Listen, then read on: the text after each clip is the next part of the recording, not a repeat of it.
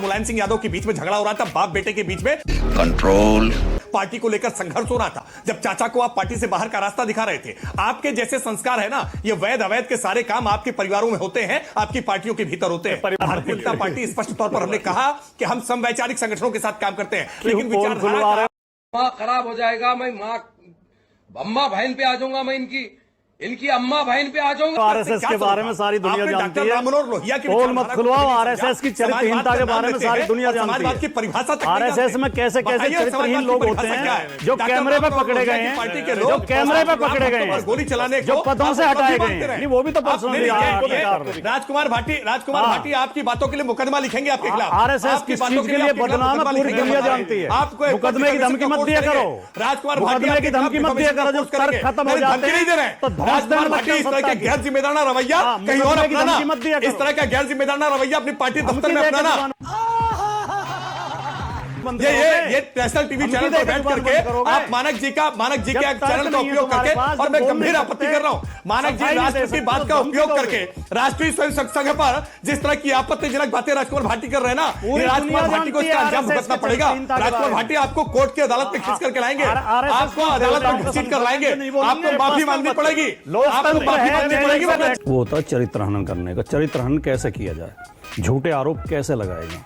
BJP के प्रवक्ता आपने भी देखे होंगे शो में बोलते हुए, टीवी पे बोलते हुए टोटी चोर टोटी चोर। टोटी चोरी का कोई मुकदमा दर्ज है क्या? कोई एफआईआर हुई है? किस आधार पर आप किसी व्यक्ति को टोटी चोर कह सकते हैं? जो व्यक्ति 5 साल पूर्ण बहुमत की सरकार जिसने उत्तर प्रदेश की चलाई हो, जिसने लगभग 20 लाख करोड़ का बजट खर्च किया हो, जिसके पिता 3 बार मुख्यमंत्री रहे हो, देश के रक्षा मंत्री रहे हो, वो 200 रुपए की टोटी चुराएगा? की आदत है ये बेसिर पैर की बातों को भी, क्योंकि ये गोयबल्स के शिष्य हैं। गोयबल्स कहता था कि झूठ बोलो, बड़ा झूठ बोलो, और उसे बार बार बोलो, इतनी बार बोलो कि वो झूठ जो सच। बोलिए राकेश त्रिपाठी, आपकी बारी है, बोलिए। त्रिपाठी जी के शब्दों का ध्यान रखें। बीजेपी आपको कोई संरक्षण नहीं देगी। आप बीजेपी के लिए कोई पंगा लेंगे, बीजेपी पल्ला झाड़ लेगी। और उन्होंने कह दिया हमारा कोई वैध संबंध नहीं है। अवैध हो तो अलग बात है, एबीवीपी और बीजेपी का कोई अवैध संबंध हो तो अलग बात है। बोलिए, वैध संबंध कोई नहीं। गंभीर आपत्ति है। नहीं, मेरी बहुत गंभीर आपत्ति है, मेरी बहुत गंभीर आपत्ति है। यह अवैध संबंध जैसे किस तरह की परिभाषा का प्रयोग आपने कहा, मैं तो नहीं कह रहा। पार्टी के संस्कार, ये तो आपने ही कहा है। नहीं, याद करिए, आपने कहा कोई वैध संबंध नहीं है। याद करिए कि कैसे समाजवादी पार्टी के नेता, उनके आपके एमएलसी पत्र लिख करके कह रहे थे ना, सौतेली माँ और किस प्रकार का जादू टोना, यही तो पत्र लिख रहे थे ना जब अखिलेश यादव और वो टोटी निकाल के ले गए। तो उन्होंने कहा जितनी टोटी चाहिए मुझे बता दो, कितनी कम है मैं दे देता हूं। तीसरी बात आपने कहा कि अखबारों में खबर छपी थी। अखबारों में तो दोनों खबरें छपी थी। अखबारों में तो यह भी छपा था कि झूठा आरोप है, कोई तोड़फोड़ नहीं हुई है कोठी के अंदर। यह भी उस समय अखबारों ने छापा था, यह भी न्यूज पोर्टल पर कहीं पे प्रकाशित हुआ था। अब आखिरी बात आपने जो कहा, मैं एबीवीपी के छात्रों से ये विनम्र निवेदन करूंगा कि राकेश द्वारा चैनलों के द्वारा रिपोर्ट की गई खबरें हैं, क्या यह सच नहीं है कि उनके बंगले से टोटियां गायब नहीं हुई थी? क्या यह सच नहीं है कि उनके बंगले से तमाम सारे ऐसे सामान उखाड़े नहीं गए थे, पेड़ पौधे तक उखाड़ लिए गए थे? तौबा तौबा तौबा। जो महंगी कीमत के पेड़ पौधे थे वो पेड़ पौधे तक उखाड़े गए थे। मैं आज उस बातों पर नहीं जाना चाहता। नहीं, एक मिनट, सब कुछ कहकर फिर कहते हैं कि मैं उन बातों पर जाना नहीं चाहता। राजकुमार भाटी यही तो कह रहे हैं। ये कैसा आरोप लगा रहे हैं? चीप है, ये चीप एलिगेशन लगा रहे हैं आप, सस्ता आरोप लगा रहे हैं, घटिया आरोप लगा रहे हैं। अखिलेश यादव जैसा नेता, उसको जरूरत है टोटी चुराने की। सवाल नहीं, देखिए मानक जी, आपने सवाल पूछा था, इसलिए देखिए प्रवृत्ति किसी की क्या होती है उस प्रवृत्ति को लेकर के मत जाइए। बहुत बड़े बड़े लोग भी कुछ ऐसी छोटी हरकतें करते हैं। ये सब क्या देखना पड़ रहा है? कहा अखिलेश जी टोटी लेके आए थे उसमें प्रेस कॉन्फ्रेंस में। वो इसलिए लेके आए थे कि आप ये कह रहे थे जनता पार्टी सबको उल्लू क्यों समझती है, सबको मूर्ख क्यों समझती है। उत्तर प्रदेश के हालात बहुत ज्यादा खराब हैं। उत्तर प्रदेश में पूरी गुटबाजी है।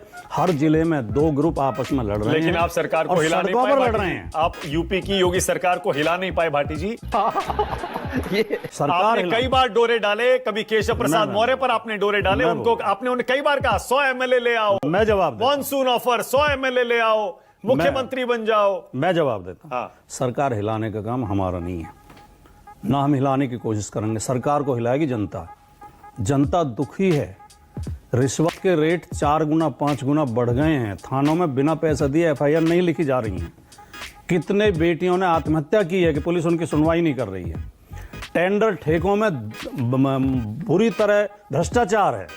बाहर के लोग आके यहाँ काम कर रहे हैं उत्तर प्रदेश में, सारे टेंडर गुजरातियों को दिए जा रहे हैं। उत्तर प्रदेश के व्यवसायी दुखी हैं, चाहे काशी हो, चाहे मथुरा हो, चाहे उसमें अयोध्या हो, कॉरिडोर के नाम पर, सौंदर्यीकरण के नाम पर।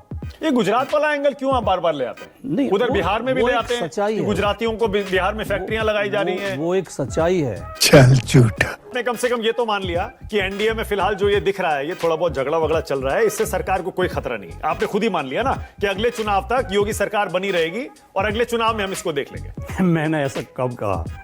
लेकिन हम ये प्रयास नहीं करेंगे, हम ये षड्यंत्र नहीं करेंगे कि सरकार गिरे या सरकार, ये खुद ही आपस में लड़ रहे हैं। अब चलेगी या नहीं चलेगी ये तो ये राकेश त्रिपाठी जी बता सकते हैं। कोई मतभेद नहीं है, किसी प्रकार का कोई झगड़ा नहीं है। पूरा एनडीए बहुत मजबूती के साथ एकजुट है। हाँ, समाजवादी पार्टी जरूर एक एक दिन गिन गिन करके काटती है, बड़ी मुश्किल से उसको ये उम्मीद रहती है कि किसी तरह से भारतीय जनता पार्टी की सरकार चली जाए। याद करिए 2019 से पहले भी कई सारे लोग मिलकर के इकट्ठा हुए थे, उन्होंने कहा अगर मोदी दोबारा आ जाएगा तो जीना मुहाल हो जाएगा। दुर्भाग्य से इस उत्तर प्रदेश में पुलिस का जातीयकरण भी किया गया, पुलिस को जाति की पुलिस बना दिया गया। बसपा की सरकार ने एक जाति की पुलिस बना दिया, समाजवादी पार्टी की सरकार ने एक जाति की पुलिस बना दिया। कौन सी जाति की पुलिस बनाई सपा ने बताइए? पार्टियों की पुलिस, कौन सी जाति की, कौन से धर्म की पुलिस बनाई यूपी सपा ने बताइए? किसी कोई कहने की आवश्यकता नहीं है। एमवाई के समीकरण पर चलने वाली समाजवादी पार्टी ने उत्तर प्रदेश के पूरे प्रशासनिक तंत्र को एमवाई के समीकरण में बांध करके कर दिया था। उत्तर प्रदेश के हर थानों में इन्होंने यादव पोस्ट कर दिए थे। जिलों में सारी महत्वपूर्ण जिम्मेदारियां यादवों के हाथ में थी या मुस्लिमों के हाथ में थी। तो वोट बैंक पॉलिटिक्स से आपने पूरी ब्यूरोक्रेसी का सत्यानाश करने का काम किया। शाबाश बेटा। अखिलेश जी इतना गुस्से में क्यों थे प्रेस कॉन्फ्रेंस? अखिलेश जी कभी गुस्सा होते नहीं, कल देखिए, कल वो इतने काफी आक्रामक सौम्य, थे। सुशील, इतने मृदुभाषी, इतने वो तो मुस्कुरा के बात करते नहीं, हैं। मैं बता रहा हूं आपको, केतकी सिंह ने जो प्रदर्शन किया वो टोटी लेकर पहुंच गई उनके घर। उसके बाद नहीं, टोटी का जो उन्होंने आरोप लगाया उसके बाद, बल्कि वो समाजवादी पार्टी की एक नेता थी शायद, वो टोटी लेकर पहुंच गई थी। तो अखिलेश जी ने कल कहा कि याद रखा जाएगा, छोड़ेंगे नहीं। मैं ये सारी चीजें जोड़ के मैं इसलिए देख रहा हूं कि अखिलेश यादव कल जो प्रेस कॉन्फ्रेंस कर रहे थे एक अलग ही मूड में थे। उल्टी गिनती शुरू है, याद रखेंगे, छोड़ेंगे नहीं। आरएसएस और भारतीय जनता पार्टी की जो मुख्य ट्रेनिंग होती है, जो मुख्य प्रशिक्षण होता है,